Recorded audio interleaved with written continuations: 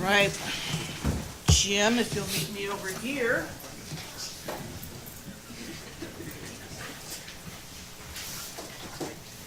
Where's Jim? Jim, you come up here for us? Get this up here. We have Employee of the Month here, Jim Gillenwater.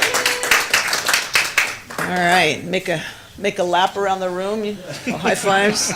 So this is Jim, and he is a Senior Public Works Construction Inspector and a Development Service Department Engineering Division. Jim Gillenwater has been named the City of Turlock's Employee of the Month for January 2019.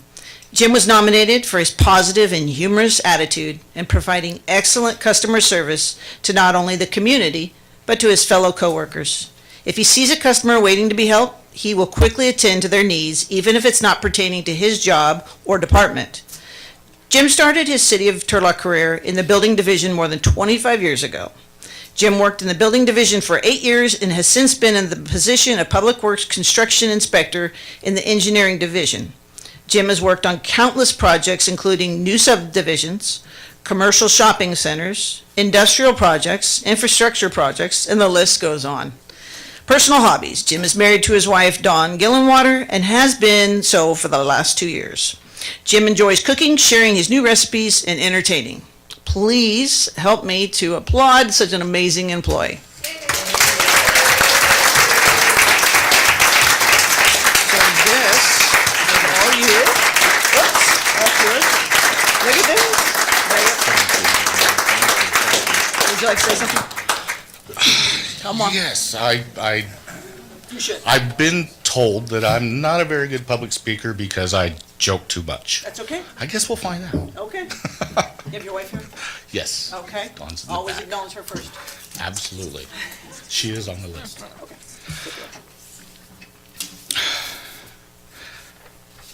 Madam Mayor, Mr. City Manager, honorable members of the City Council. I do have a small list. I will make this brief. Let me see, I put it down here. Just a small list of the people that I wanted to thank. Okay. Oh, gosh. Uh-oh. Part 2. Oh, good.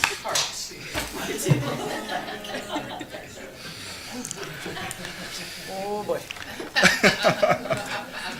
I would first like to thank the mayor, city manager, and the council for keeping this program alive. The employees, they enjoy it. At least they enjoyed it a whole lot this month. Maybe a bit too much.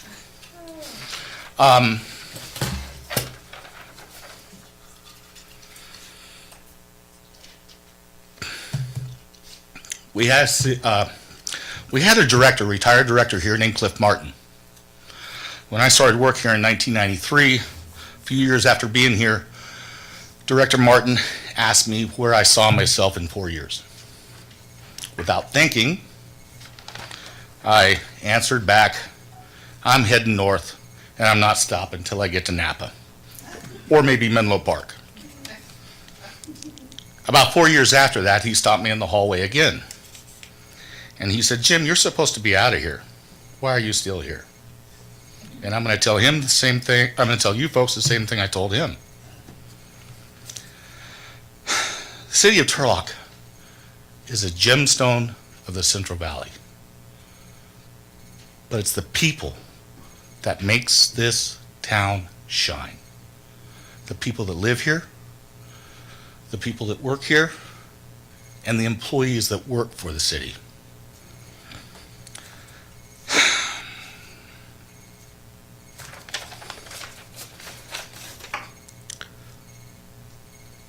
The finance department, administration, housing, building,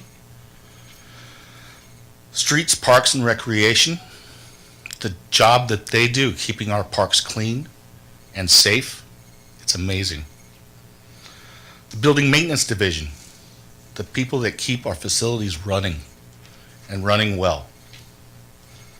municipal services, working on live lines, live sewer lines, live storm drain lines, live water lines in some of the worst conditions that you could imagine. And they do it on a daily basis, and they do it with smiles on their faces. These are the people that I fell in love with before I fell in love with the city. They do more with less, better than any other group of people I have ever worked with.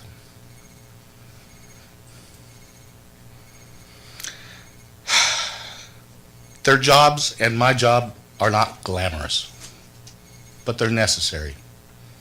And these folks do it day in and day out with smiles on their faces and happiness in their hearts every day.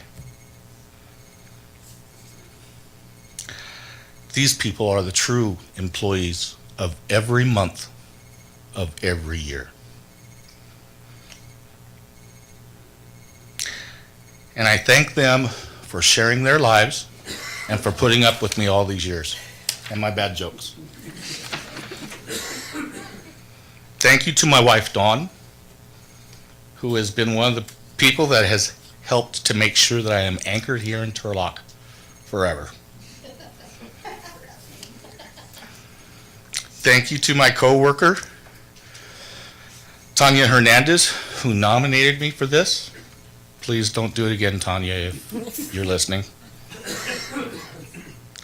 And thank you for the committee that chose me, even though there were many other people that probably deserved it better than I did. Most of all, I'd like to thank Director Martin for not firing me all those years ago when I gave him that smart, cracky answer. And there is one employee that I would like to mention.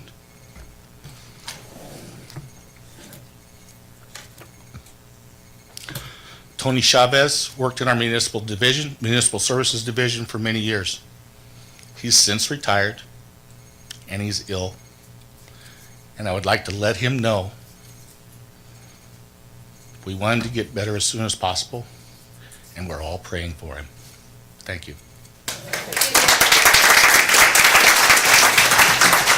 I'll finish the list later. You get that back? Yeah, I'll finish the list later. Thank you.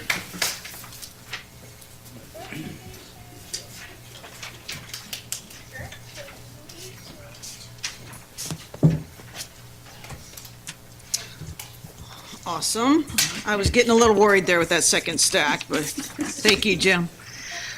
So we'll move on to appointments. There's a recommendation, my recommendation, that the members of council and staff be appointed to the various boards, commissions, and committees as outlined in the report found within the agenda packet. So if I could get a motion for all of those?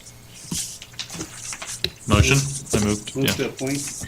And Okay, we a got a second? motion, and we have a second. Clerk, call the roll.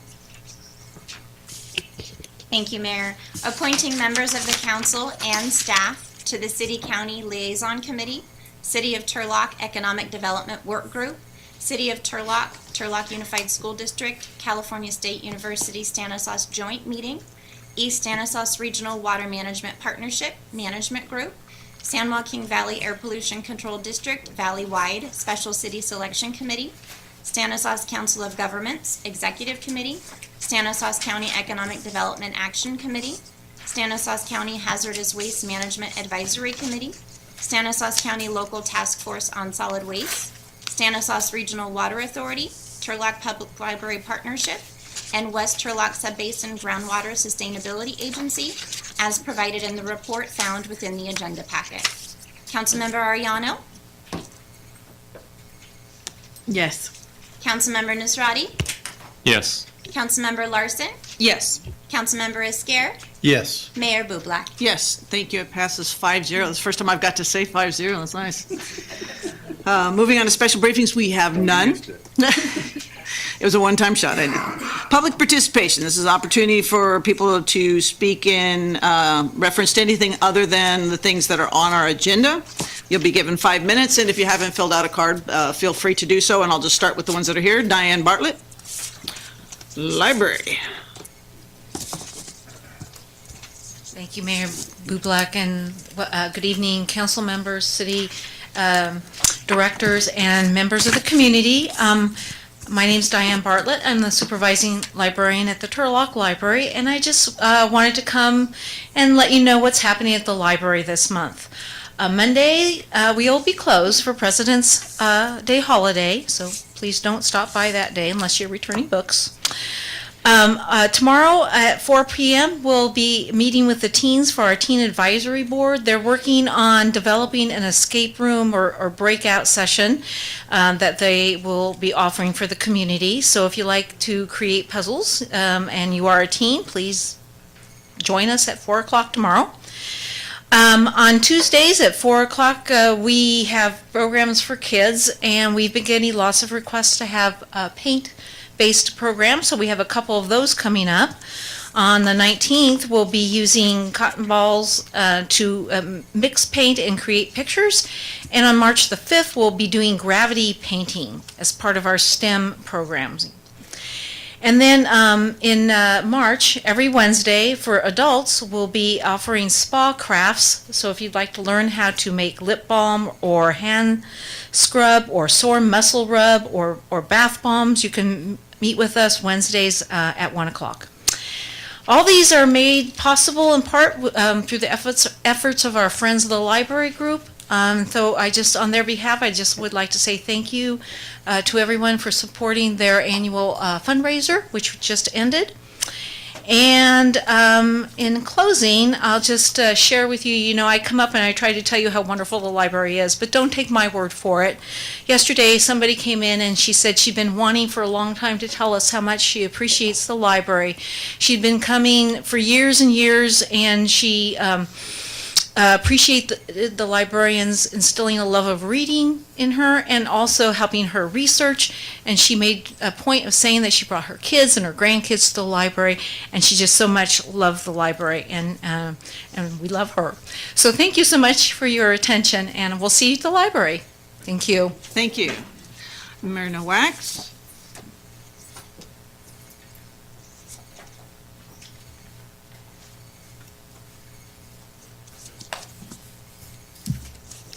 Good evening, Mayor, council members, city attorney, city manager, clerk land, and guests. I am Myrna Wax. For those who do not know me, I am a strong voice for seniors in Turlock. I am hoping that the council or others in the room tonight will have an answer for me on an issue that I was informed of today regarding the Turlock Senior Center. I received a call from a concerned senior today about a problem with the senior center. It seems the center has been serving hot meals to seniors through this year through the program called Congregate Meals, which is like Meals on Wheels, but instead of being sent to their home, hot meals are brought to the senior center. Apparently several dozen seniors are getting these meals. It's a very similar program to the Meals on Wheels served at home, but the food apparently is much better, I'm told. Anyway, this meal program is arranged through the Area on Aging. Just the other day, the program was stopped with an order from the president of the Senior Citizens Club, a private non-profit group who I'm told has a contract to run the senior center. This is news to me. I thought it was run by the Parks Department. Anyway, this group has had a contract since 2011. They have 20 years to use the senior center for this purpose with a rental fee of $1. So there also is some information in the Parks that the Parks Department is involved in this. If you have any information on this issue tonight, if you could talk to me, or if you could look into it in the future or do some research on it, I would really appreciate it. I don't think they should stop these meals. Thank you. Agreed. I believe Ms. Van Gelder will be able to speak with you if you'd like to just step outside for a second. She can help you with that. Thank you, Thank you. Allison. I'm not going to be able to read the last name, but Milo Presley, maybe? Anybody? Milo? Milo?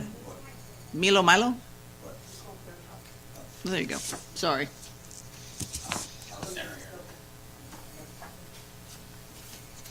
Sorry about that, bashing your name. Hey.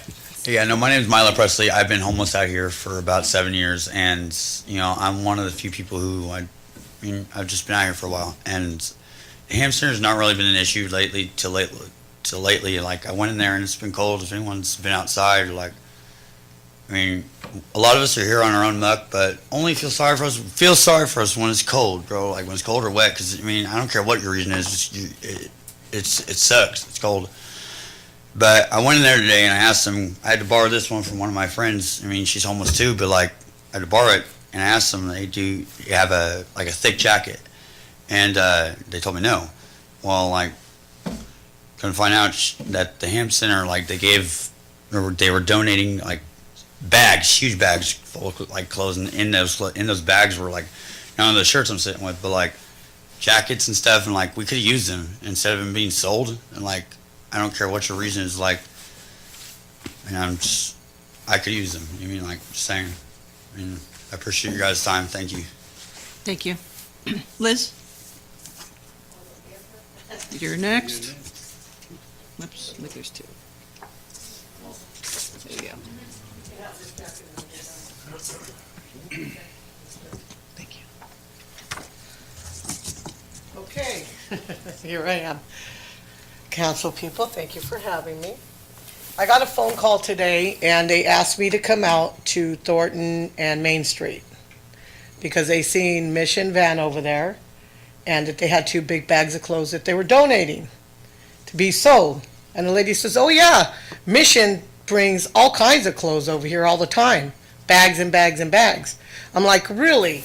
Well, he goes, you could take some of this stuff if you want because we know you and we know who you are, what you do. And here's a jacket the guy needs right here, which you can have. The jackets like this, clothes with long sleeves, and clothes that people can use to go to work, pants, socks, things that they can use. If they're not going to use them, give them to Good Samaritan or another charity that can. Not just go sell them. Or say, here, you go sell them, and these people, because they were donated, and the community donates them for the homeless. And I know the lady was talking about the senior citizen thing. We hear that they are getting food from stores, Costco, big lots, other grocery stores, but not the homeless does not eat that food. They hire somebody to cook, and the food gets made, so we hear, and it goes in these little red bags in a van, and that they're taking it to the senior citizens. And they're feeding them a hot meal, but these guys don't get a meal, and they don't get a hot breakfast. They don't get a good lunch or anything unless the church brings it in. And I've been complaining and complaining about that big kitchen that they have, and nothing for them, for the homeless people. Well, you know what, now I hear, Lisa told me, oh yeah, well now we're going to go ahead and call all the churches, we're going to get together them, ask them for money, we'll make the menu, we'll hire somebody to cook, and they can volunteer. Really? Come on. You don't need their money. You get money, you get food. They were locked out last Saturday with no notice. Yeah, somebody quit. Somebody got fired the day before, but the person that quit let them know that Friday, hey, I'm letting you know I'm not coming in. So they asked him to bring the keys on Saturday. They told Robert. If I owned a business, and when I was a bakery manager, if somebody did not come in, I had to change my shift to do whatever it took to make sure that job was run. These people are outside cold, and inside that warming home, I've got calls 24/7 at my house, 2, 3 o'clock in the morning. You should come in here. It's cold. It's freezing. 63, 64 degrees because it's locked. The thermometer was locked so they would not turn it on. It was all the way down for them. So I brought that up to Christian, and yesterday what they say, thank you, Liz, the heat was on last night. They reopened it. There's no running hot water. The people were out there with no blankets and no tents, nothing. We moved them from Broadway. And I did tell every one of you guys that they will not sleep at the park. But that day, one nice officer, and I don't want to get him in trouble, he was very, very nice because I called 911 3 times. What do I do? I don't know what to tell them. Where do I tell them to go with no blankets, no nothing? I called all my friends, get on Facebook. Hurry, get on Facebook, get blankets. And that nice gentleman over there came with a big box of blankets. And we started passing them around, and everybody started coming forward, bringing blankets. But the people that we couldn't find, it was heartbreaking. Because the next day, me and Jason went, they were laying in water, shaking, all wet. And all the clothes, I got them in my car, they're all wet. Stacks and stacks of clothes. We need to do something. And I'm letting you know right now that mission thing ain't gonna work with the tents. There's a building that's open across the street on Golden State, and it does have fire sprinklers, it has heat, it has everything. And I asked the fire department if they can go check it and see so they can get back to you. Maybe that'll be a good building for them to do something for the homeless. Put some beds in there or something. We don't have to do the tents, and we don't have to wait no more. We promised them that we were going to do something. They've been out there too long. Liz, we told you we won't go to the park. We won't go there, and they haven't. So give them some hope, like we've been saying. But please do something. Stand by your word. Be men and women of your word. And I'm letting you right now, that private organization over there, they do not have a job if it wasn't for the homeless people, and they wouldn't be getting funding for that emergency shelter. And they do have employees live there. They got 2 ladies living in a single, it's supposed to be for mother, special room, and it has 2 bunk beds and a bed. But you know what? You're taking space up for somebody else's kid, and I've heard kids get separated from their moms. So it's time for all of us to stand up and do something for them. Let's get them out of the cold. Let's quit talking, because the lip service is over. These people are getting tired. You know, I'm tired. I was out there till 12, 1 o'clock in the morning. My husband doesn't even want to talk to me sometimes because I'm gone all the time. And I told him, I will stay for free. You don't have to pay me. I'll go do whatever. And I know that there's a building, I don't know, I was going to ask Miss Pitt. There's a building over here down the street, and I know the rec center rents it out for $50, I think an hour or whatever they do, and it holds up to 50 people. Give us that for the warming center. Rent it to us so that these guys aren't out they go in at 8 o'clock at night and they're out by 5, 6 o'clock in the morning. That's not right. Give us a place that we can keep them warm on the weekend because it's closed. Or a day that they can just stay there all day. And I'm not telling you that they're not going to be productive, because we're going to teach them. I have a young lady here right now that got a job. She's making $19 an hour at a lab. I have another one that's working at Faster Farm that got a job. She brought a car. I pick them up, take them to work, make their lunch, pick them up, take them back to their cars or to their tents. But I can't do this all by myself. I need help. But they are willing to work. They want jobs. I have an interview for Tracy this week. They might give her a job at the dollar store, you know?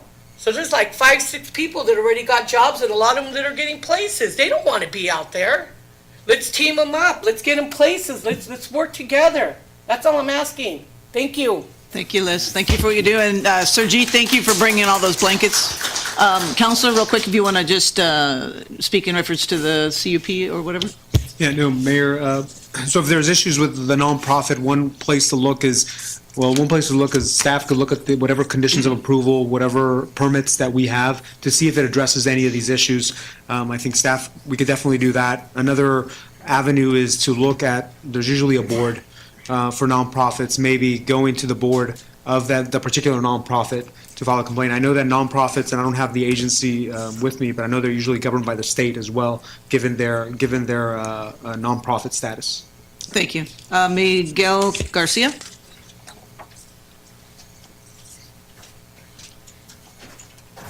Hello, my name is Miguel. Yeah, like they were saying, I think if we'd have a place where we could be at,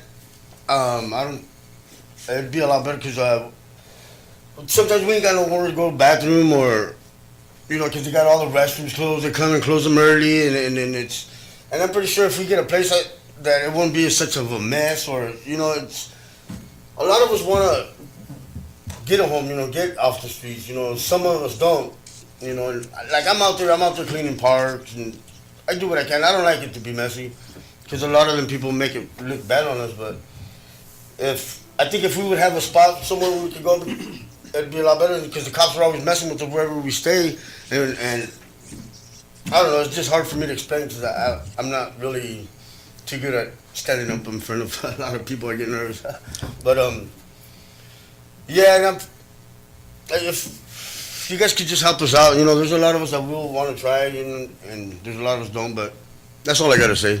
Thank you. Thank you, Miguel. You did fine. Tina Perez.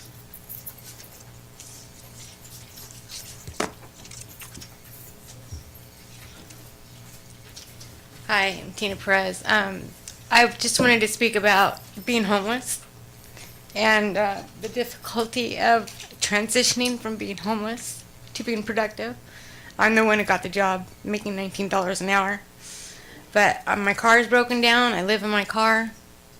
I have my cat. I don't use the gospel mission. I have spoken to Bernardo, and I asked him to help me get to work and back. And he was supposed to also help me get my car fixed, try to find a mechanic. I would call him like every other day, and he would say, no, I still haven't found out anything. I asked him to help me get a voucher so I can at least stay in a hotel so that my first days of work aren't as hard to be getting ready out of my car. And again, he has disappointed me, and I even told him that he's disappointed me in that he brought my hopes up, and I just feel like I don't know where to go. And luckily Liz is taking me to work and bringing me home every day. And it's just more stress, It's hard when you have all these stresses in your life and you're trying to act as a normal person every day. And I live in the fear of somebody knowing that I'm homeless because we're looked at as second-rate citizens. And that's what's hard. And I know that whatever Liz is trying to do and try to help these people out, because I feel like I'm much fortunate than a lot of them they are, that I would be willing to, help them with skills, everyday skills to improve themselves and, how to take care of themselves and how to, organize and do resumes and stuff like that. They need to learn life skills in order to be productive and be a part of society instead of as somebody's that nobody wants to see. Nobody wants to see that. But it's real life. And we are here and we are people.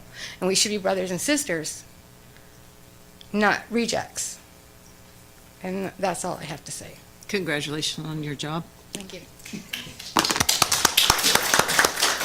Jason, you ready? I like the tie. I'm Jason Freitas, a citizen of Turlock. Liz was covering a couple of areas. I was actually the one that was driving down Thor, and I was bringing my kids home from school today. And I noticed the van. Actually, my youngest boy noticed the van in the parking lot when I came up to Main Street.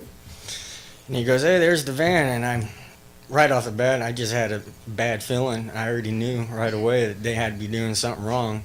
So I turned around, and sure enough, Bernardo was throwing the good clothing that there's a lot more than that. But, to turn around and want to sell it, it's senseless,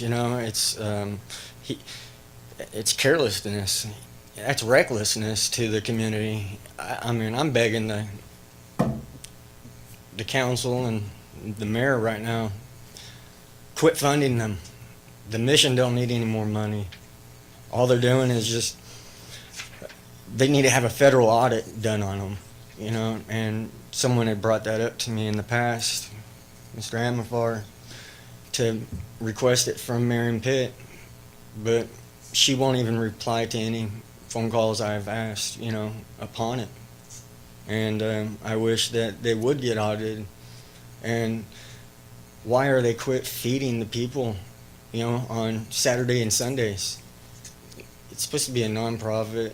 Churches, I would be willing out of my own money to go and feed these guys, use the kitchen they got, because it's possible, and I don't know why it's not. With the lady that lives there on site, she was pulling in one night into the mission and into a nice, or one of those new Camaros. She pops out and was like, "What are you doing here?" I was like, "Well, isn't the warming shelter supposed to be open?" She's like, "We don't have the staffing for it." Well, if you don't have the staffing for it, where's all this money going? I mean, it is public records. I've looked at their, 990 forms and everything, and clearly they put it, you know, possessions, 23,000. Well, they're only filing every 6 months now. So all this pay and all this money is only for a 6-month period. And it's like, where's all this money at? Why are they they're relying on the city, you know, to fix this issue. I've already said the issue's not going to get fixed, not by just keep giving them money. So, you know, all these charities, people are coming out, donating stuff to them, and it's just going straight to the thrift shop so that they can have that store owner as backup, you know. It's all about having the connection sometimes, and that's what they figure. I just wish that Christian Kirby can resign, you know. Yeah, there's people on the payroll or whatever, but why are they taking the space, the beddings, from the homeless, you know, to house their employees? That would be considered a halfway house, if anything. You know, that's not a shelter. A shelter is, like myself, I'd go in and volunteer my time. Even the director shouldn't even be taking the pay, if anything.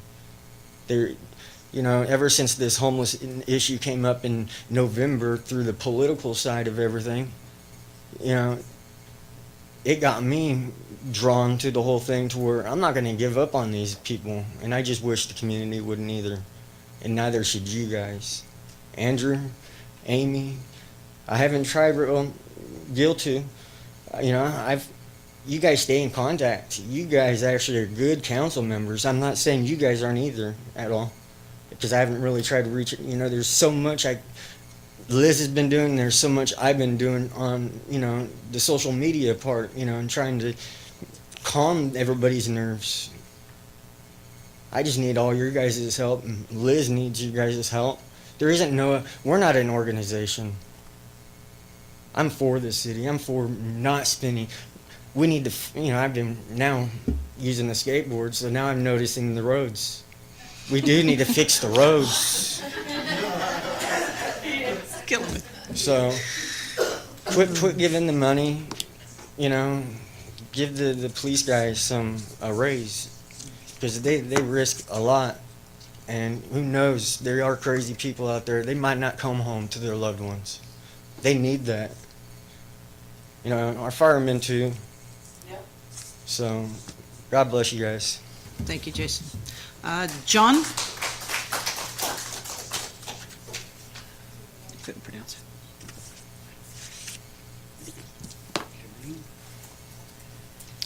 So I wasn't going to chance your last name, sorry. Oh, Gebeline. Thank you, yeah, I wouldn't even No, got that. nobody ever gets it right. It's I had been John a right. lifelong thing and everything. Nice German name. Everything like. I'm John Gebeline. I just wanted to make a few comments about a couple of projects that I noticed the cost on, and this is not to disparage council members or anybody else, but it's just when I noticed it, it's the Main Street project. That's almost $10 million, and that's 1 mile. You know, it's $1 million for every 1/10 of a mile, and I realized it had to be done. I go down that street 3-4 times a week and everything. It's a horrible, horrible road, just like a lot of the roads are in this thing. And it just seems like an absurd amount of money. but I'm not that up on all that kind of good stuff. But this is the great state of California, and everything costs a lot of money, too much money. But the reason I'm here tonight is that I was watching the Stanislaus County Supervisors meeting on television, and they were talking about a new library in Empire. And they were, talking about the cost. And one of the councilmen asked the lady who was giving the thing, he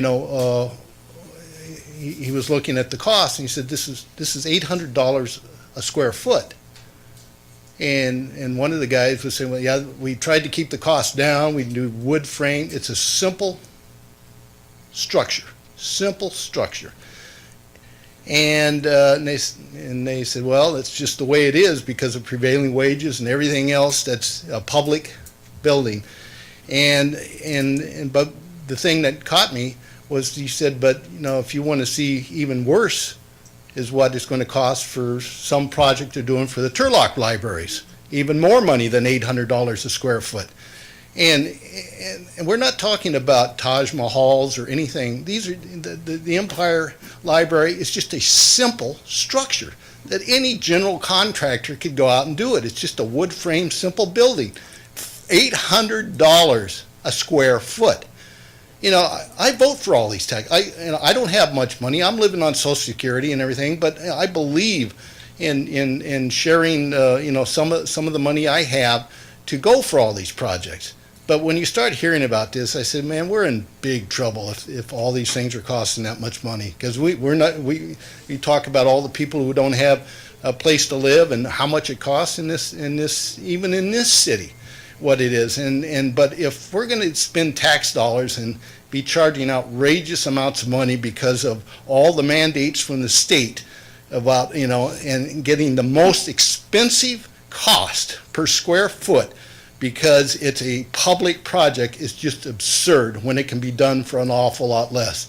So there's all sorts of adjectives, but dumbfounded, stupefied, absurd, anything you want to say about all those costs, because nobody can justify those costs. There's just absolutely no way to justify it so that somebody can make an awful lot of money and on the taxpayers' dollar. Thank you. Thank you. David Frenzen?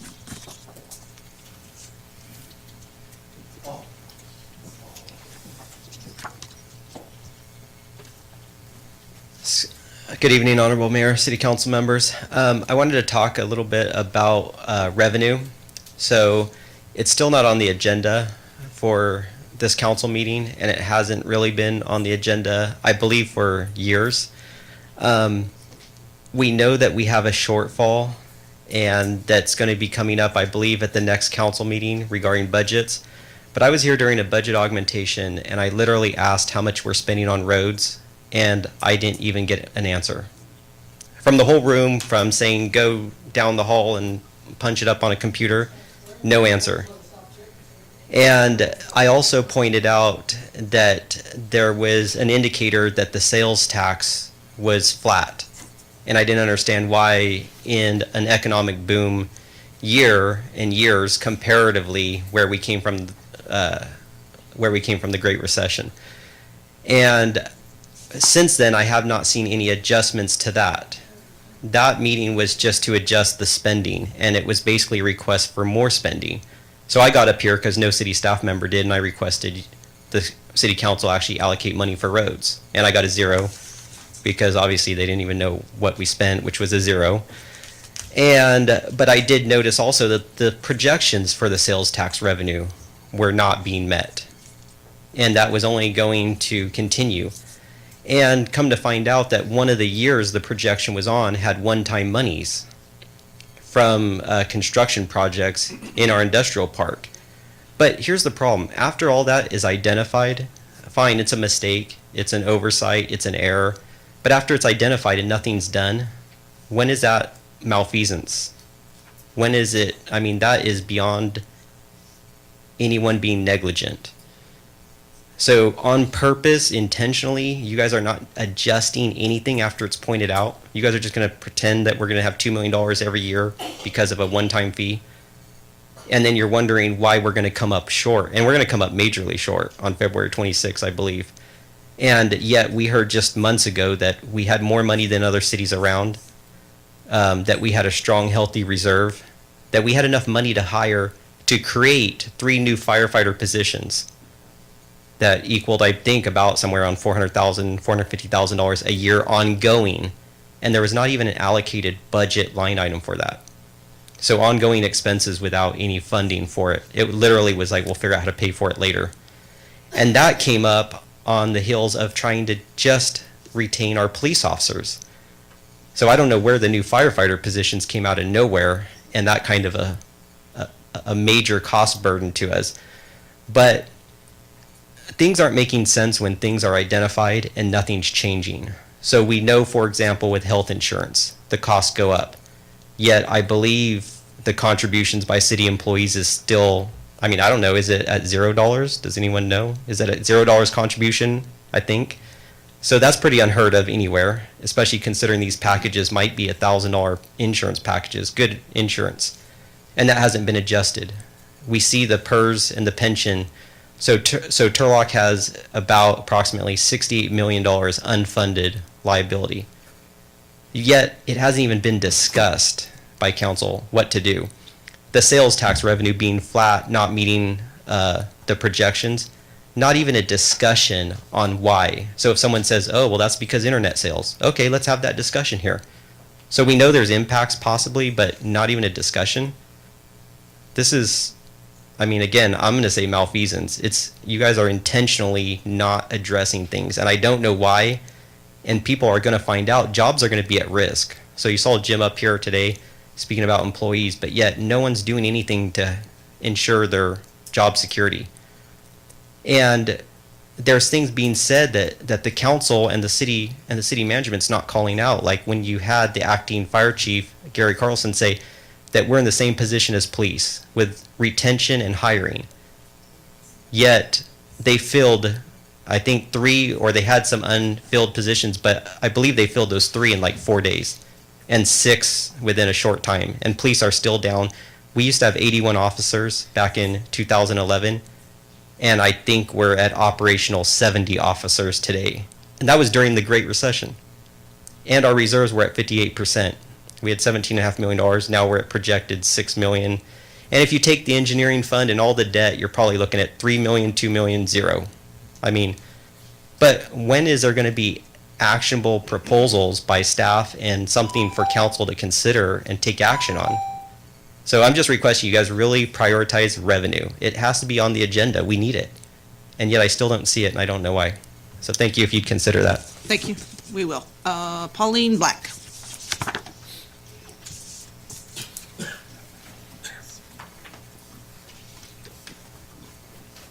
Hello, thank you for letting me speak.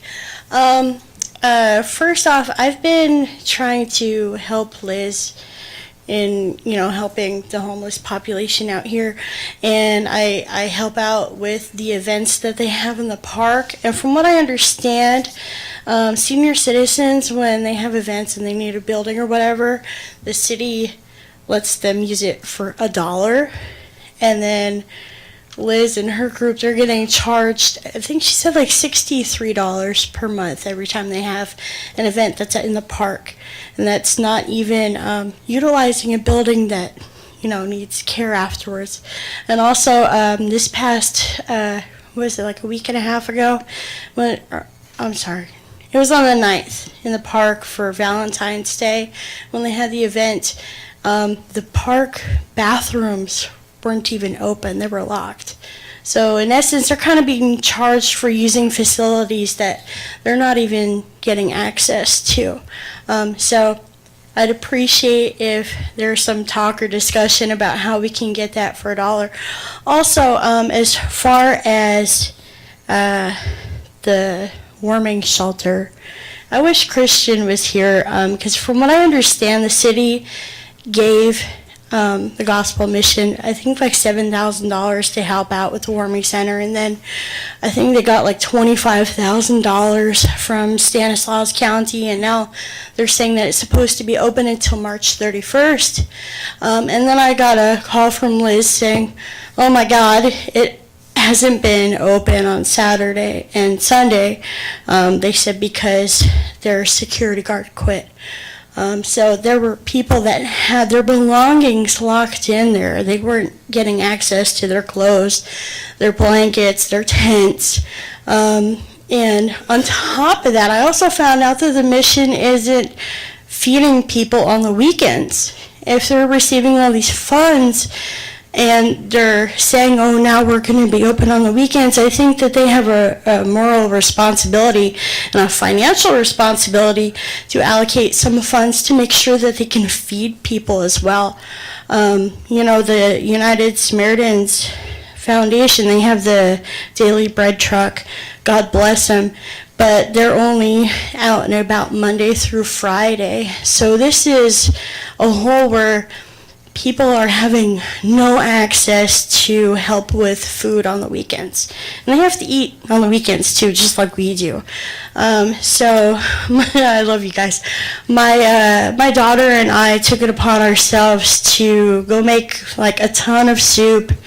We had coffee, French bread, and I went and I drove around and I was serving people out of my car, and we fed about 35 people, and I felt so bad because I did not have enough to meet the need that was out there. And Liz went off on her own and she helped out more people in other areas that I couldn't get to. Not only were they cold and hungry, they were also left to fend for themselves, and they weren't allowed to go to the warming center, which I find really disturbing, especially when it was raining. And also, I'm going to tag this on Facebook. There is a Facebook group called Turlock Moms, and God bless them too. There was 5 or 6 moms that responded to my call for an urgent need for blankets. And so, as well as feeding people, we were able to give out 20 blankets. And, so me and my family and a couple others, we're going to get together. We're going to try to feed people every weekend now, because until the gospel mission is held accountable for feeding people on the weekends, somebody has to do it. And if it takes average citizens that are single parents and on welfare, so be it. But I would think, since the city is giving them our tax dollars, they should be held accountable too. So where's the oversight? I think somebody really needs to start asking questions about where the money is going. So anyway, thank you. God bless. Thank you. I have one more card. All right. Milt Treeweiler. There's a shocker. Good evening, Milt. Mayor, council, staff, and Turlock citizens, Milt Treeweiler. There's been a lot of mention tonight about the senior center, and I am a member of the senior center, and I will be there tomorrow playing pinochle at the senior center. Gambling? Chief?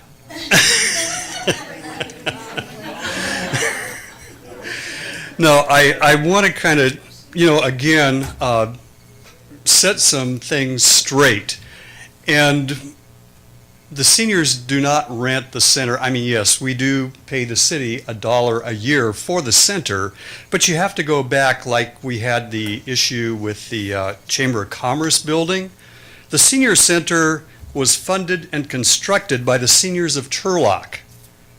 And then it was donated to the city, so that they do have to provide the maintenance for it, but they're providing a service for the citizens of Turlock, us seniors.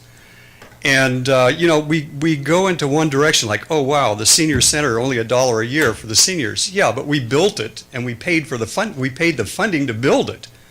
We have to have someone manage it, and the best way to do that is with the city. So, again, don't jump to conclusions, and I don't have all the answers to this, but the seniors need the senior center. We have a lot of activities over there, and we have a lot of good things. Right now, we've got the tax season, And they provide free tax service for any Turlock senior. And they have 300 to 400 people who come in during the tax season up to April 10th to have their taxes prepared for them or have questions answered for them. So it's a great building for the seniors. We need to have a great building for the seniors. I go visit my son in Iowa, and in Iowa City, they have more than a great building. They have a gorgeous building. And, we have to keep in mind that we need to provide for the seniors. And I'm one of those seniors you're providing for.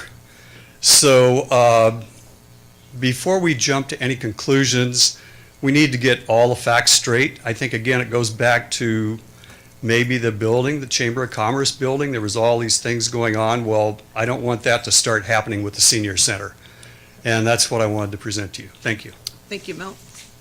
I have no other blue, oh yes, Mary Jackson, please come up. I understand the blue card thing. Got it. I got it. Hi, I'm Mary Jackson. I spoke to the council February 1st. I took the day off because we were having interviews, so I'm just going to reiterate briefly. Welcome our new council member, Mrs. Ariano, mayor, council members. I have 3 things I want to talk about. So first of all, as I said back on February 1st, when you have meetings Mondays to interview candidates, Monday from 8:45 to about 2:30 or 3, and then again on Friday from 10 to about noon, those are banker's hours. Most of us here and most of us watching, we work for a living. Even me. I dream of being retired, but I have 3 daughters that have to go through college. So I'm going to work for the rest of my life. I think Becky understands my pain. And those of you who are young, just start saving now. So that's what I just wanted to make sure. Please do not do this again. I know you want to be transparent. I know the public wants you to be transparent, so please do that. Number 2, I am reading the agenda, which I do every 2 weeks, and there's no pet of the month. And at my house, that is the highlight if you are 9 years old, to watch the council meeting that mom is always watching, usually on Tuesday, because I can now stay home and watch it in my pajamas and drink adult beverages. Makes it so much more entertaining. DJ, you can quote me on that. That's one thing you can quote me on. But they watch it. And it's a great seller. So I think if Glenna will come twice a month, get her on here, please. And lastly, I am one of those who is thrilled that West Main is being paved. I don't think people understand how expensive it is to pave streets and to take care of, and I know our streets are in bad shape. We're about $100 million in behind of what we have to do currently. And Measure L is going to take some time. And the problem is, just for everybody who doesn't know, because this is one of the things I say all the time, people don't understand that if you live sort of basically north of Tuolumne and you're in an area that pays Melrose, those streets get paved every 7 years, because my sweet 95-year-old neighbor across the street gets livid every time those streets get paved and ours is not. I have to explain it to him again, and that's okay. But the problem is, the one thing I would like, and this was actually Andrew had an event sort of to meet with the public, and several of us drive West Main at least twice, if not 3 or 4 times a day like I did today, because my children attend school over there. We play the guessing game every morning with my children, saying, which lane's going to be closed today, or which detour are we going to have to go downtown, because we don't, and Gil is smiling because he knows exactly what I'm talking about. There's never a sign that says, hey, it just tells us. So what I'm requesting is, if you could put it on the front page of the website and say, I know this takes dealing with the contractor, I get it, Mr. Bray, who does an outstanding job, and I'm not saying that just because he's now my new neighbor, and my children play on his swing all the time. But he is doing a great job. It would just be helpful if they could let us know what the changes are, because you can just plan your day a little bit easier, because a bunch of us drive over there, and it's already chaotic enough. But we're thrilled it's going to get paved. So thank you very much. And Amy, we need both buy a lottery ticket, because I agreed with DJ tonight. Wow. I know. What's the world coming to? It's an end. Okay, bye-bye. Thank you. Anyone else with the aversion to the blue card? Okay, good enough. All right, we're going to close the public participation. And declaration of conflicts of interest and disqualifications, looking and seeing none. Move on to disclosure of top 10 maximum contributions, and that is online as well as in the packet. Consent calendar, we have 5C has been removed from the agenda and will be brought back at a later date. Other than that, what is the will of council? We have a motion? Second. And a second. Clerk, call the roll, please. Adopting the amended consent calendar, Councilmember Ariano, Yes. Councilmember Nazrati, Yes. Councilmember Larson, Yes. Councilmember Esquer, Yes. Mayor Bublak. Yes, passes 5-0, thank you. Final readings, we have none. Public hearings, we have none. And the scheduled matter is a three-parter, so I guess Mr. Bray will come up and decipher the three parts, but we'll be able to take all three together when we get to that point. Thank you. I will try to. Jen, did you have my PowerPoint? Excellent. Good evening, Mayor. Sorry, there we go. Good evening, Mayor, members of the council. Tonight before you is actions. Thank you, Jen. Our actions all related to the rehabilitation of water well number 8. And specifically, the actions tonight are appropriating roughly $1 million of Fund 420 Water Enterprise Reserves. Also awarding a bid and approving an agreement with BWD, General Engineering Contractors, for just under $900,000. And also approving an agreement with Carbon Activated Corporation in the annual amount of $79,552.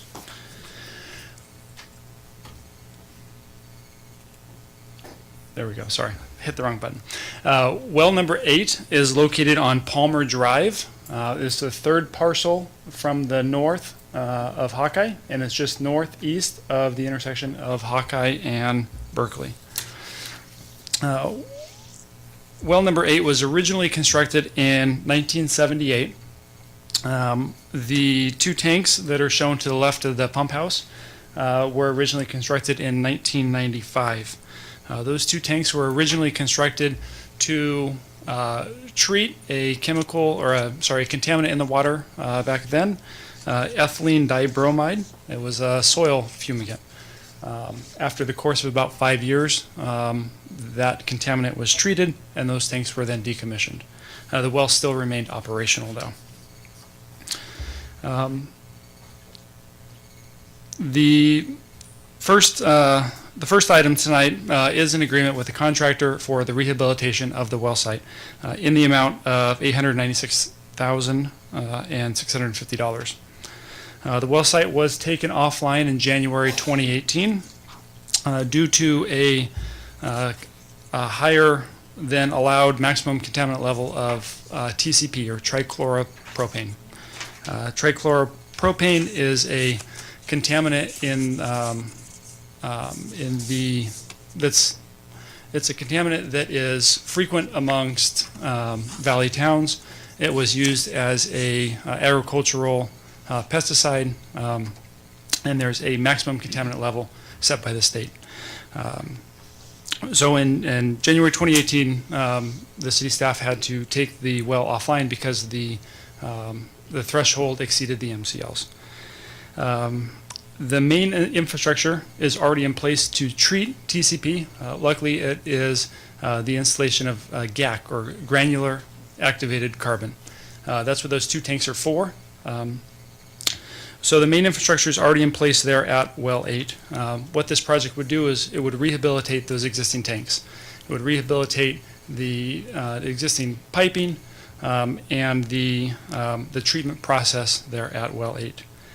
It would also install a new variable frequency drive pump, chlorine injection system, nitrate monitoring system, and a new roof on the existing building.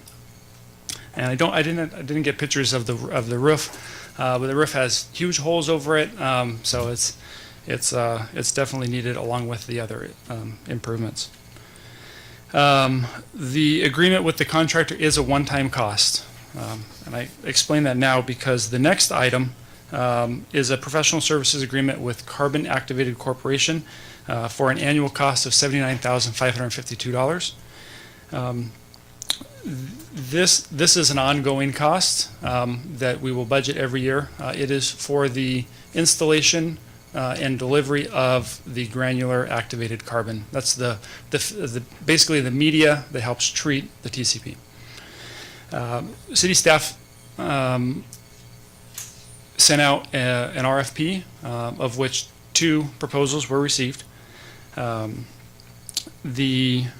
The cost is $79,550 for 1 year, and the RFP and the agreement includes 3 extensions, each 1 year, each for 1 year.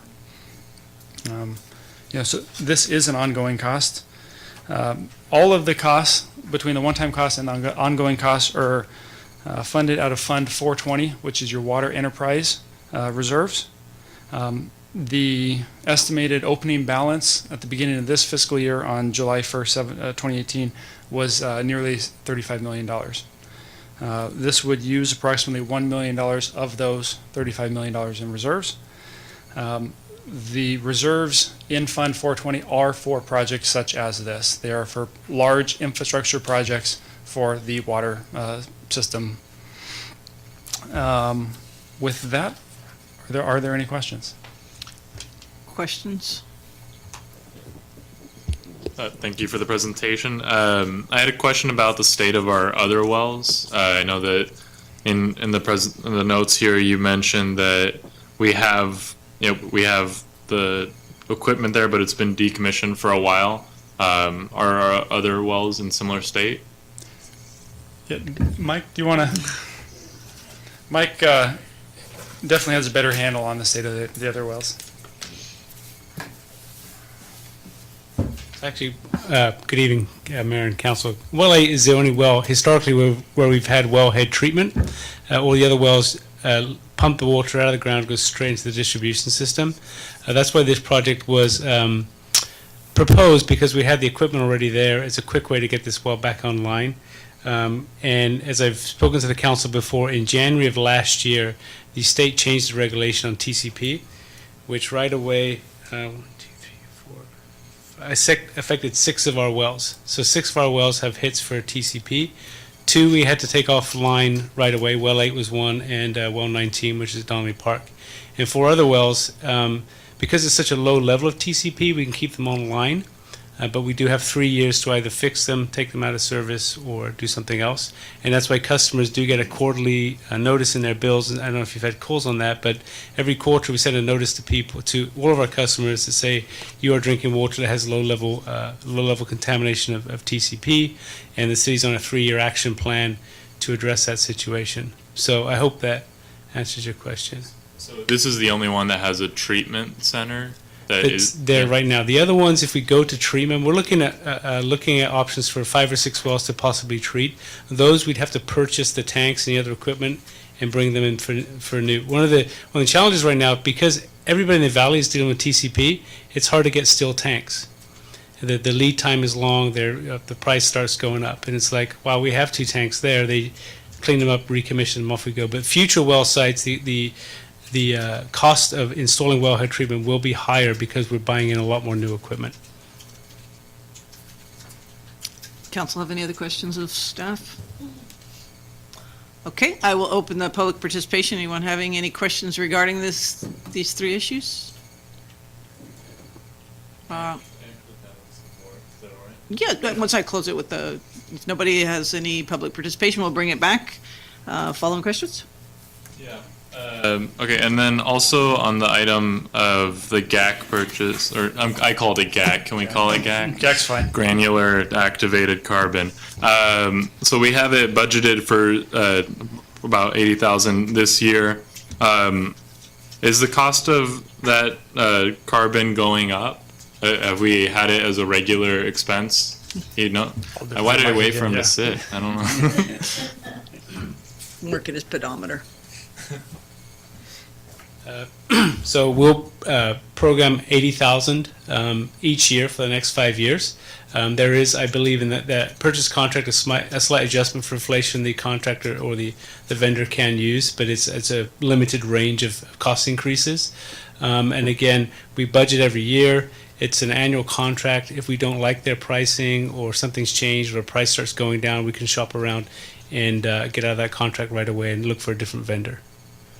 So it will be an ongoing cost every year to remove that activated carbon and replace it.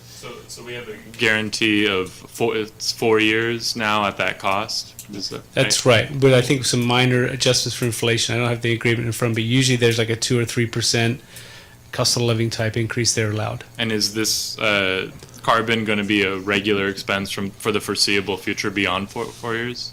Absolutely. Yeah. I mean, that's how it treats TCP, So and you we'll want be some doing that. Costco big price? Yeah. Is it? Can we go buy a bunch of it? Does it make sense to create a longer term agreement to secure the price for a longer period? Or That's a possibility. The other things we're looking at is there's 2 to 4 other well sites that we would like to add activated carbon. At that point, we have a higher volume. It might be at that point appropriate to shop around for a better price, and then, as you say, do a longer contract if we can lock that price in. What's the shelf life of that stuff? It's not that it just basically gets used up as the water flows through it and absorbs the TCP to it. So basically, you test it periodically as a concentration of TCP builds up on that carbon. You basically switch to the other tank. You have a lead and a lag tank, and then you remove the carbon from the former lead tank. So it depends. Our estimate from our consultant right now is the frequency of the change out will cost us about $80,000 a year. That's based on our estimates of the concentration in the water right now. It may be more expensive, and hopefully it won't be more expensive. Hopefully it's going to be less expensive over time. The concentration of TCP in the water will go down over time as we pump it. I'll wait for you to sit down before. I need the Mike, before you go, now, they brought up a follow-up question. Now, the 10% contingency, is that for work change orders, or does that cover That's this guy. the GAC? No, yeah, the contingency is typical for all of our construction projects. It covers the construction cost. It covers the contractor gets in there, finds something buried, or something isn't as was expected or shown in the drawings. It would follow our typical change order process. Okay, but the carbon wouldn't fit into that contingency, that's separate? I believe so. Okay. Yes. Any other questions? If not, somebody can introduce the resolution motion, then the both motions. Move to introduce the resolution and the 2 motions? We have a motion Seconded. and a second. Clerk, call the roll, please. Appropriating $1,026,320 to account number 420-52-551-51388, Well 8 GAC System Rehabilitation, to be funded from Fund 420 Water Unallocated Reserves for City Project Number 1859, Well 8 GAC System Rehabilitation and Site Work. Awarding bid and approving an agreement in the amount of $896,650 with BWD General Engineering Contractors of Lincoln, California for construction of City Project Number 1859, Well 8 GAC System Rehabilitation and Site Work. Awarding RFP number 18054 and approving a professional services agreement between the City of Turlock and Carbon Activated Corporation for the purchase and installation of granular activated carbon at Well 8 for a period of 12 months with an option to extend the agreement for 3 additional 1-year terms in an annual amount not to exceed $79,552 for a total not to exceed amount of $318,208 over the 4-year term of the agreement if all renewal periods are exercised. Councilmember Arellano? Yes. Councilmember Nazrati? Yes. Councilmember Larson? Yes. Councilmember Esquer? Yes. Mayor Bublak? Yes, and that's a 5-0. Thank you, Mr. Bray, but let's go ahead and let you kick off the staff update since you're here. Save you a couple steps. I actually have to grab my notes. So. Oh, I'm sorry. Well, then forget it. So much for trying. Right? I was really planning ahead. Capital projects, building activity, transit, and Measure L update. Yes, good evening, members of the council, mayor. We didn't have an opportunity to recap the building activity at our January meeting. So I want to go ahead and take the time right now to let the council know where our building permits fell last year. So last year, we issued a total of 1,319 building permits, of which 45 of those were new single-family residential units. The average from 2013 forward is about 1,253. So we were slightly above the average for last year. One other key metric that we use in evaluating what the building permit and what the building activity is throughout the city of Turlock is the valuation that those building permits bring to the city of Turlock. We estimate that value over the course of the calendar year 2018 to be $55,830,000. So that is the self-reported cost of construction from the permittees and the applicants.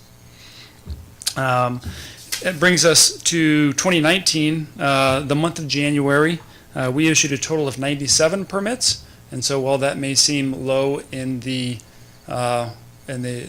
year, it is right around our average. Our 4 slowest months for issuing building permits are November, December, January, February, right up to the holiday season and right afterwards. So it is right in line. Our average permit count for the month of January is 100 permits. So with that, I'd be happy to answer any questions. Any questions? Thank you, Nathan. Thank you. All right, I believe administrative services? Thank you, Mayor. Mayor and Council, at the January 8, 2019 City Council meeting, I provided an update to the council as well as any interested citizens regarding upcoming or current vacancies on boards, commissions, and committees within the city of Turlock. At that particular meeting, we had extended the application period for the Parks, Arts, and Recreation Commission to January 25th, 2019.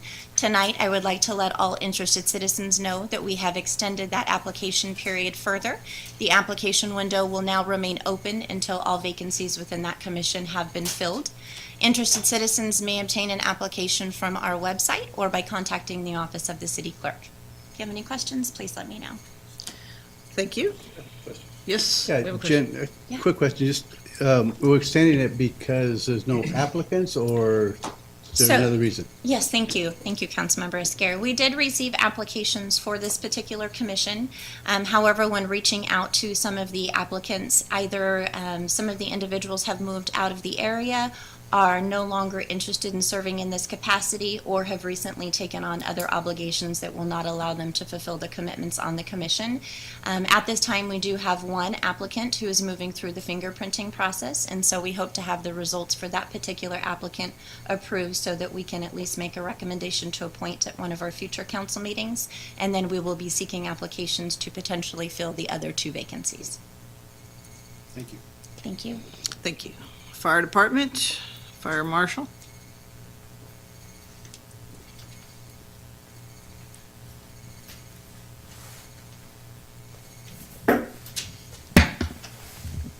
Good evening, Mayor, Council.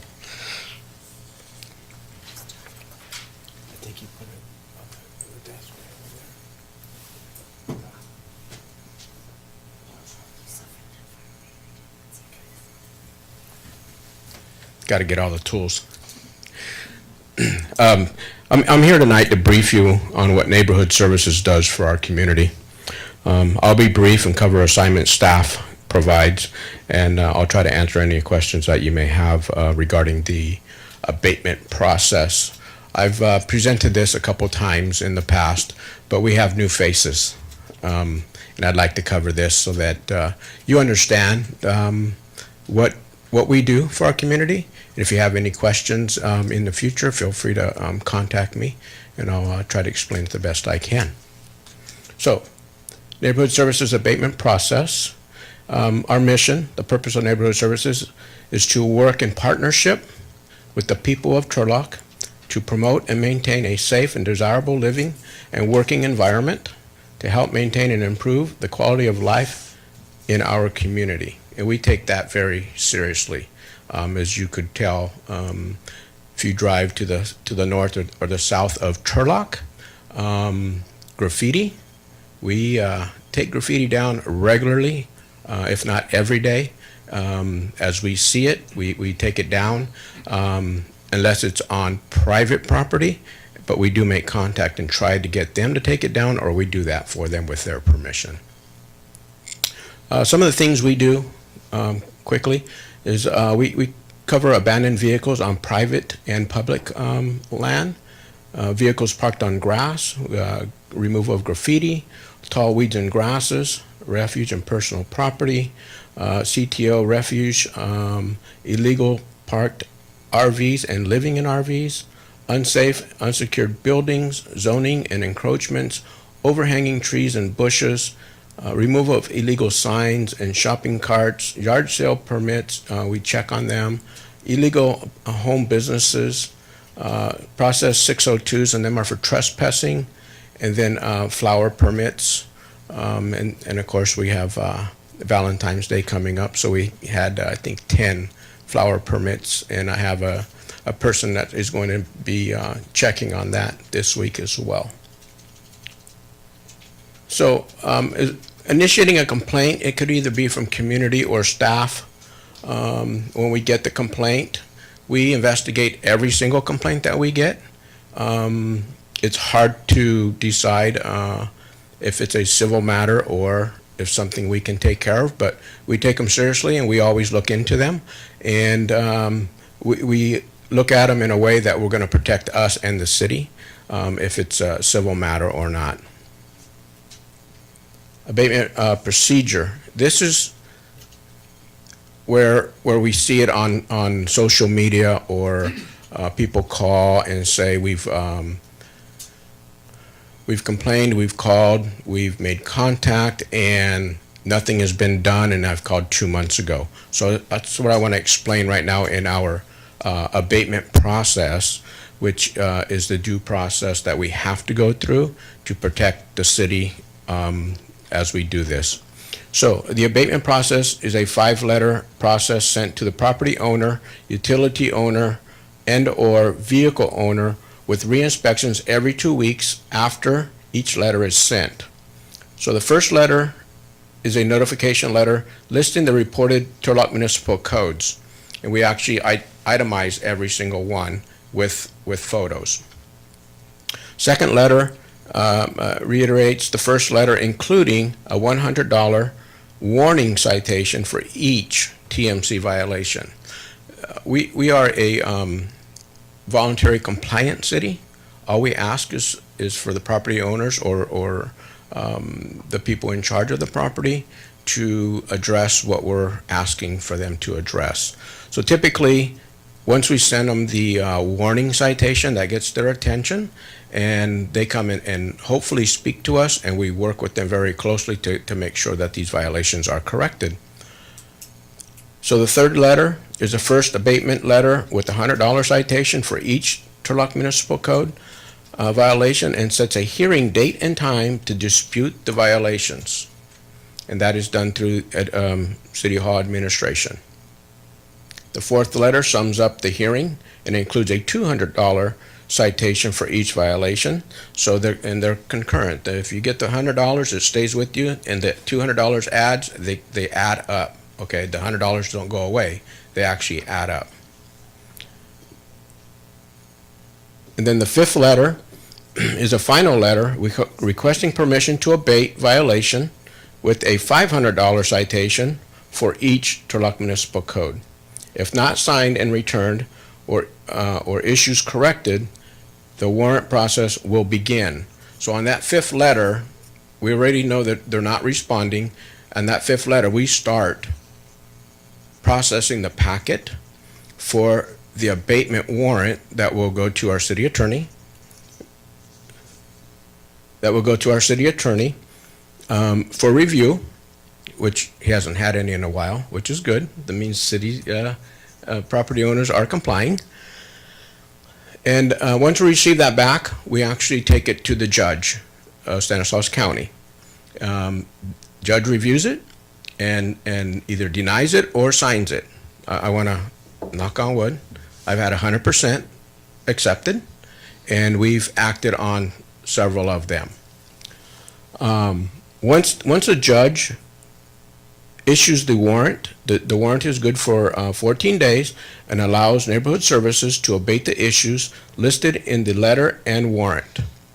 And we document and photograph every violation that we address. The letter is mailed to all parties and posted on the property.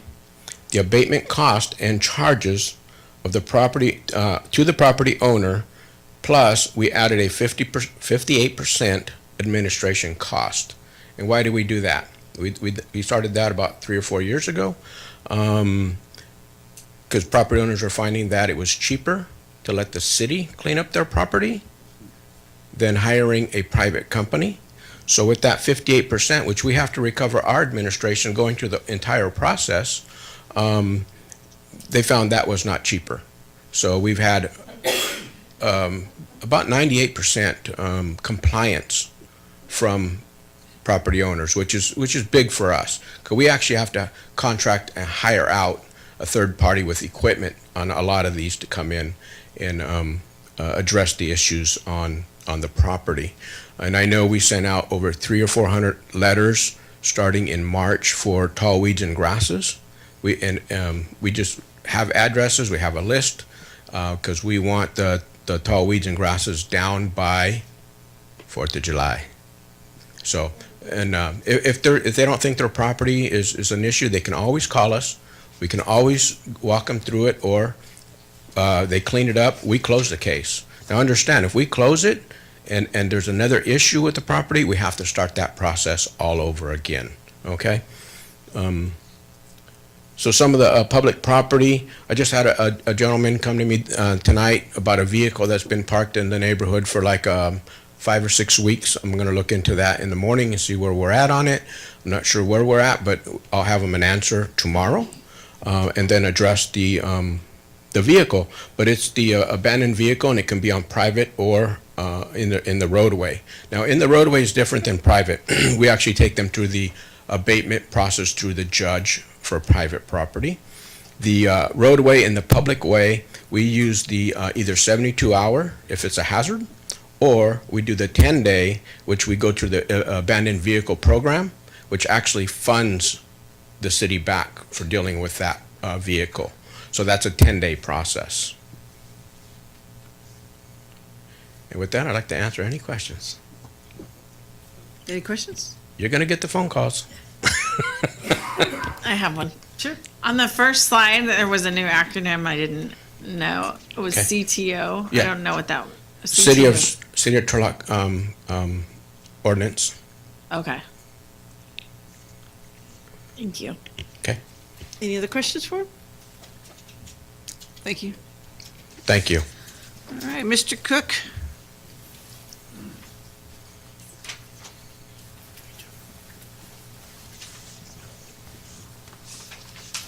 Good evening, Mayor and council members.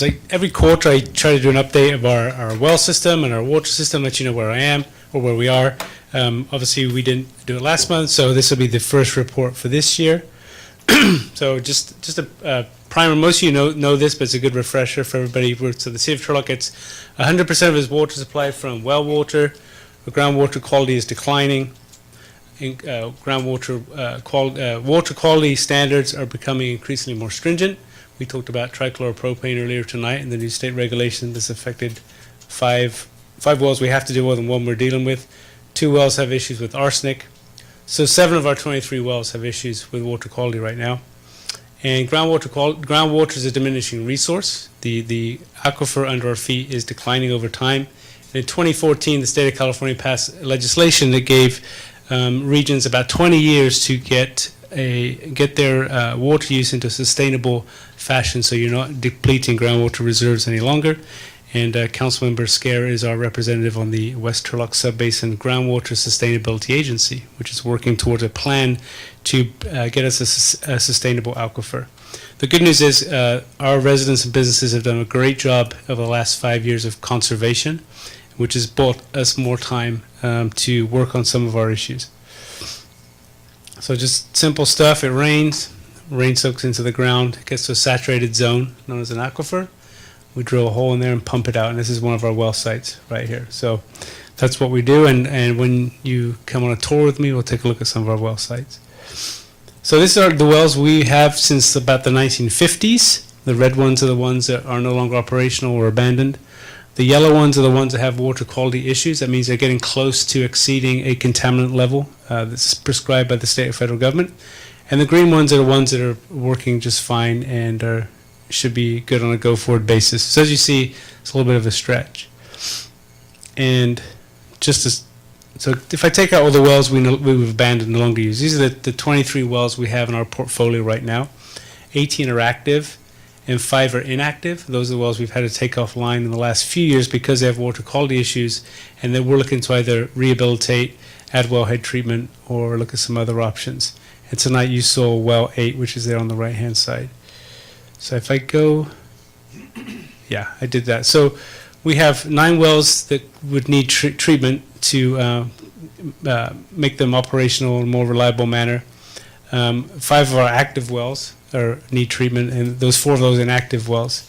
So I showed there in orange well 3, which is on Gear Road by iPros, and well 8, which you heard tonight. Those are actually being rehabilitated right now.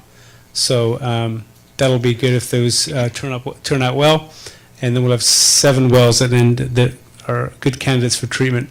And what we're trying to do right now is figure out which are the best wells to rehabilitate, which will give us the best bang for our buck, which ones make the most sense, and kind of go from there. So that's the study we're doing right now. So later on in the year, you'll probably be seeing more proposals for design and construction of wellhead treatment.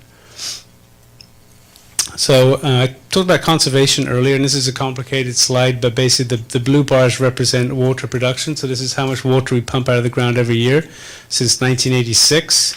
And as you can see, it grew over time until like the mid-2000s and then dropped off quite a bit. So that was the good news. And you can see towards the far right-hand side, as we got into the drought and the mandatory conservation, we really cut back significantly. And so last year in 2018, we pumped about the same amount of water we pumped in 1995. And in 1995, the city of Turlock's population was 48,000, and this last year was 72,000. So we've grown 50% in population, but we're pumping about the same amount of water. So that's the good news, that we would need a lot more wells right now if we were using water at the rate we used to back in the old days. So I commend Turlock's businesses and residents for their work there. But the red line shows another story. Even though we're conserving, groundwater levels continue to decline. So back in after the last drought, so the early 1990s, you go down about 50 feet, you'd find water. Now you have to go down about 80 feet. So over the last 20 plus years, our water levels declined about 20 to 30 feet. And I just want to show something on a regional scale, just to put this in context. So this is what's called our groundwater subbasin. So this is the area. Think of a big bathtub full of sand and gravel, and in there's water. And so the Tuolumne is the northern boundary, the Merced, the southern boundary. To the west is the San Joaquin, and to the east is the foothills, kind of up the Snelling LaGrange areas where it ends. And where that kind of a blue, I'm saying polygon in the purpley area there, that's the city of Turlock.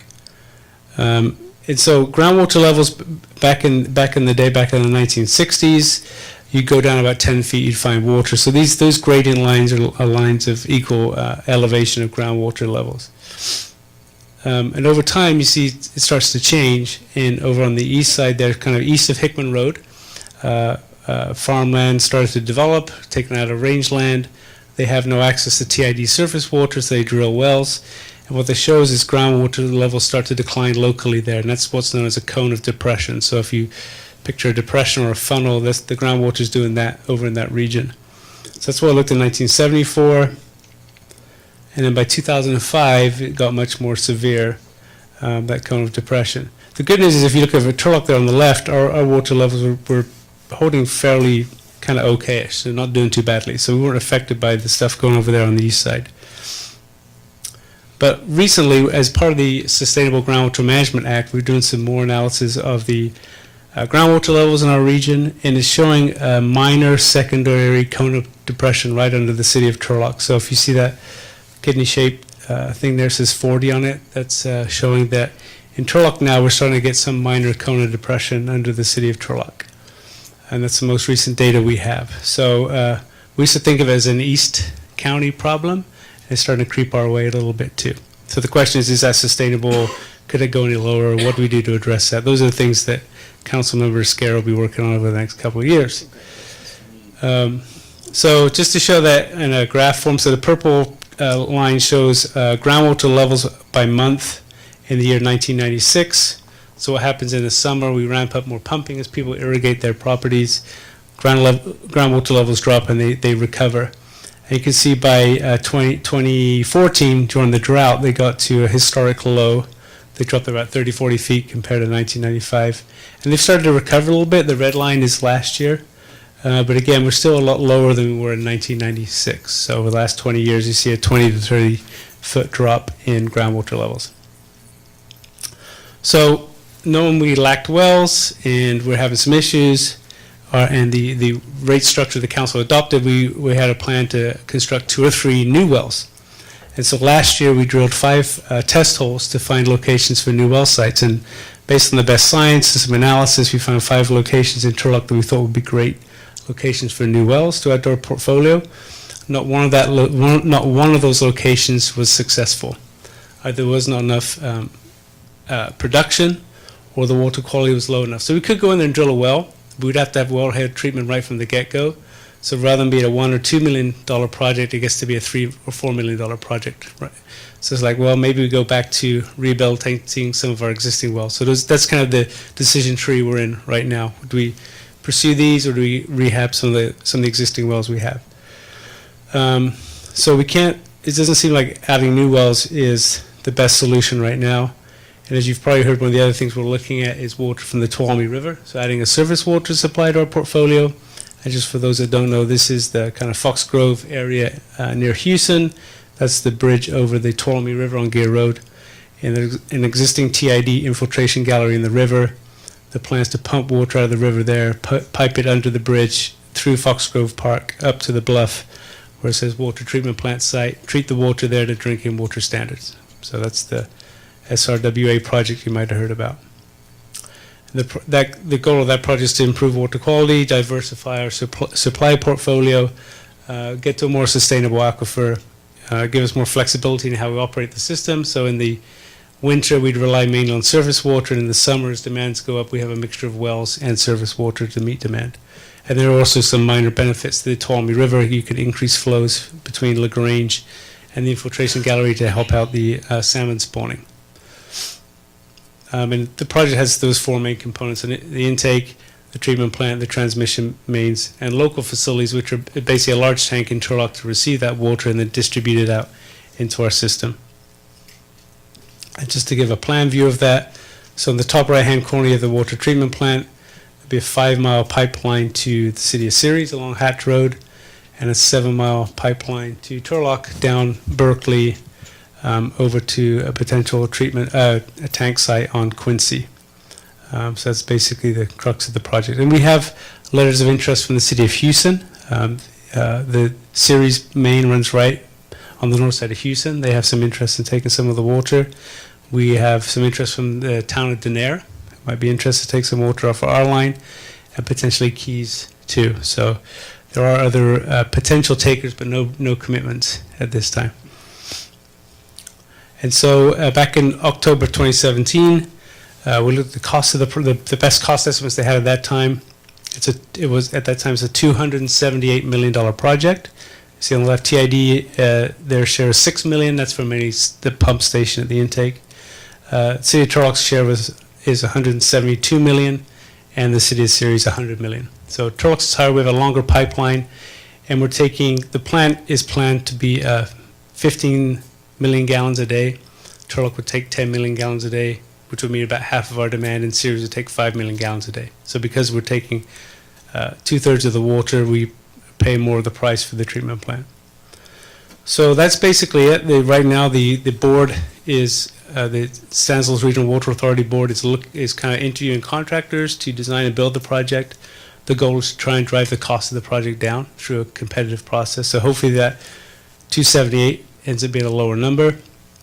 The other thing we're looking at is what other sources of funding can we get to help reduce the impact on the ratepayers. So we did get a $30 million grant from the last Parks Bond Act in June of last year. So that in terms of what people actually have to finance will be at least $30 million less than that. So that's good news. As you know, Governor Newsom, within a week of being in office, came down to the Ceres area, looking at the Monterey Park Tract and other disadvantaged communities and understand their water situation. As a follow-up to that, the Ceres city manager and his Public Works Director, met with the head of Cal EPA, the head of the Division of Financial Assistance of the State Water Board, and some other people.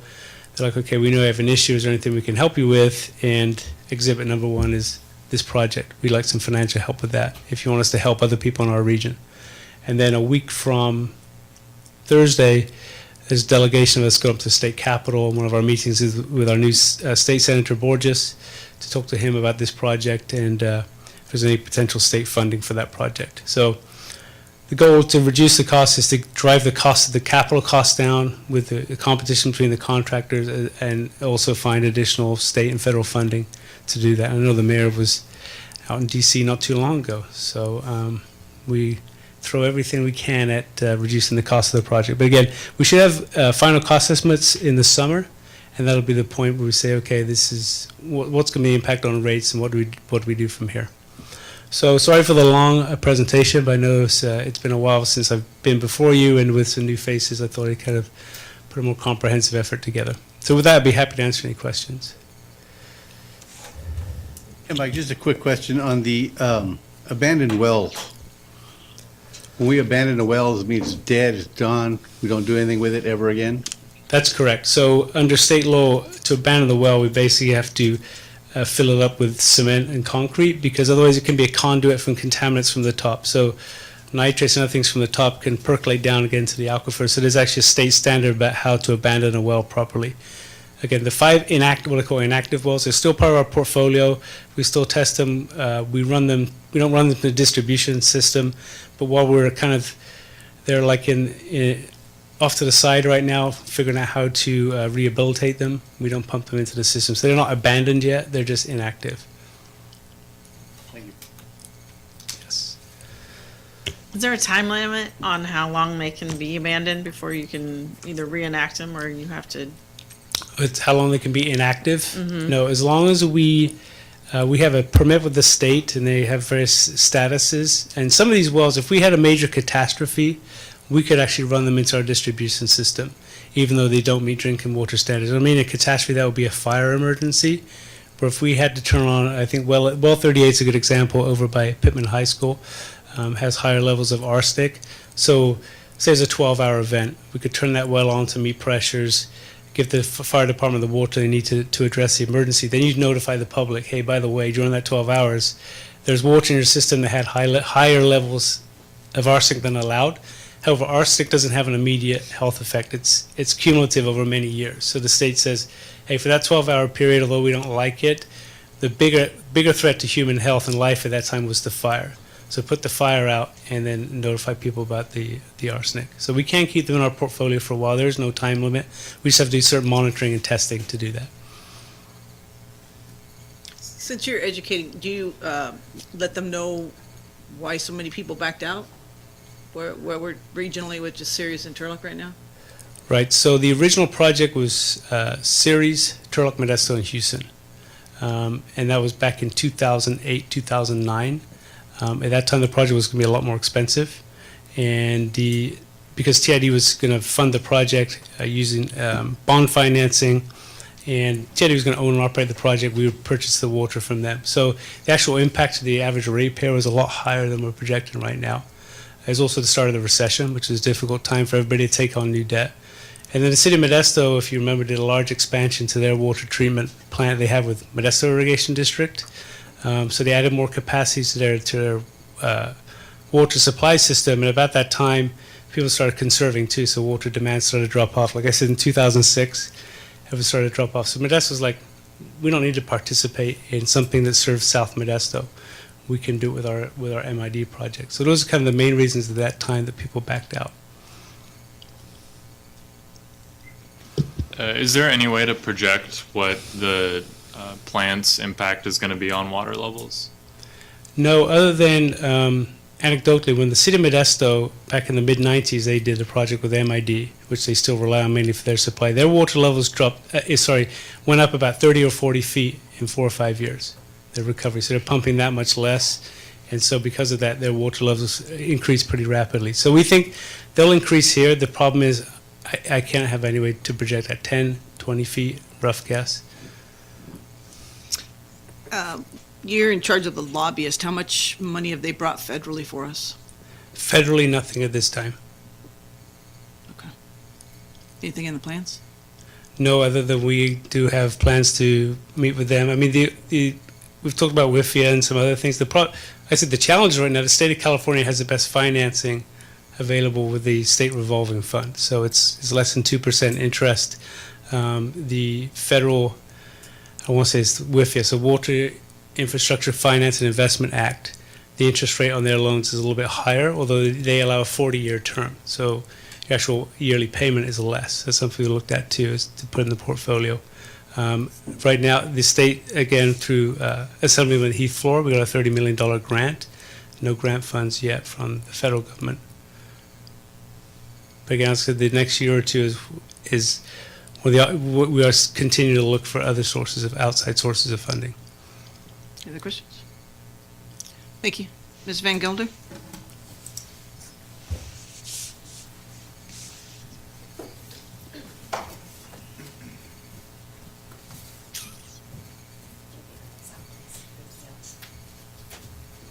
Good evening, Mayor and Council. I've asked the clerk to provide you with copies of item 8J that was before council on May 23rd of 2017. This will give you some history on where we are at currently with our armory facility here in town. And at the city manager's request, given all of our new council members, he thought this might be helpful for you to get up to speed on this issue. And so up to now, council has accepted the California Military Department's request to terminate the 99-year lease, and that is contingent on a couple of factors. Prior to them turning the facility back over to the city for the city's control, they will have to remediate some lead that was resulting from an old indoor shooting range at the facility. And so that's part of their term. And there's also some minor repairs that they're responsible for associated with a fire that occurred there a few years ago. And so minor damage, but things that they have on their to-do list prior to turning that facility back over to the city. Unfortunately, since May of 2017, the California Military Department has run into some challenges with their preparing their new home for this military guard unit, as well as going through the various inspections that they have to go through, all of which, excuse me, all of which are out of our control. But they've kept us informed throughout the process, but we've been given target dates, if you will, in the past, and those have come and gone, unfortunately, because of challenges that they've run into on their end. So as of January 11th, their goal date to be out of the building is June 30th. And that will mean that the guard unit will be relocated, and they will have addressed those issues that I identified. And then concurrent to the time between now and then, city staff will be meeting internally to discuss the future of the facility, working to identify potential options and the obligations that would come with each of those options. So just an update for you tonight. The document will provide you some of the back history just on how the armory came to be. If you have questions, feel free to reach out to me, and I'm happy to schedule a tour if you're interested in seeing more about what that facility has to offer. And with that, I'd be happy to answer any questions that you might have. Questions? Questions from anybody in the public? Go ahead. I have one quick question on the shooting range. Is there a way feasibly to make that a shooting range so they don't have to clean up the lead? So I'm not an expert on shooting ranges, but I think our chief might be able to weigh in on this. Come on. What I can tell you though is that it hasn't been an active shooting range for quite some time. They've been using it for storage, and so in terms of the current code requirements for that type of activity, I would assume there would have to be some investment to bring it up to current standards. Does that cover it, Chief? Pretty much, you have environmental concerns, you have air quality concerns, you can't be indoor with those type of ranges anymore. Okay. And plus, it's about 15 feet wide and 40 feet long, so you're not going to get a lot of range practice in that. Any other questions? Everybody out there? Anybody? Thank you. You're welcome. Police Department has no update other than the one from the corner there. City Manager comments. Thank you, Madam Chair, Madam Mayor. Not a lot tonight, except to kind of bring back before council a topic that came up certainly in public comment tonight, and on which the council has met twice in special meetings on the past. And I refer to the condition of homelessness in the city of Turlock. As council will recall, following the first special meeting on homelessness and vagrancy in the city, staff had prepared a memorandum, more specifically Marin had prepared a memorandum that brought forth the some of the ideas that were enunciated during those breakout sessions. There were 4 different work groups that did that. We had a follow-up meeting which provided a good opportunity for Marin to explain some of the things that she learned in the course of following up on those. But we left that meeting, I think, looking for a next step. And so that's what I'd like to propose, that the 4 work groups, bathroom and businesses, prevention and jobs, community engagement, and housing, that members of council take this opportunity to select one of those. We have the mailing lists of people who had originally participated in those work groups at the meeting, so you can reach out to them and take the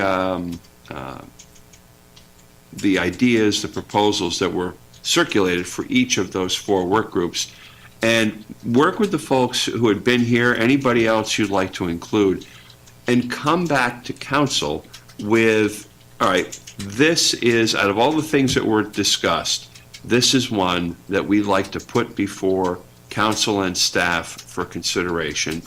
If you focus those efforts, it'll enable staff to spend a little bit more time, a little more effort on fleshing out the advantages, the disadvantages, what obstacles might need to be overcome, rather than trying to staff out all 20, I think, proposals or ideas. If we narrow this down to a manageable number, we'd be in a position to provide council with some meaningful information. And council, in considering this, kind of puts us all in a position of deciding what is our overall policy here in the city, as opposed to our dedicated city staff responding to conditions as they arise within the parameters of the policies that have been adopted. If there's a need to change those policies, if there is a need to undertake certain actions, you'll have the tools and the opportunity to do that in a consistent, coherent manner, which will make our jobs more straightforward and improve quality of life here in the city. So I would leave that up to the mayor and to the members of council if you'd like to engage on that, and how you'd like to choose what work groups, if you do move forward, and what kind of a timeline you'd like to be on. Thank you, Madam So I'm Mayor. hoping when we get to council comments, if each of you can just kind of announce which one you're looking to lead, that would be helpful for everybody in the audience and everybody watching on TV. You had nothing else? Okay. Matters too late for agenda as well? Nothing? Council items for future consideration? We got a big, heavy load coming up next with our budget, so can't do a lot of extra anyway. And then council comments?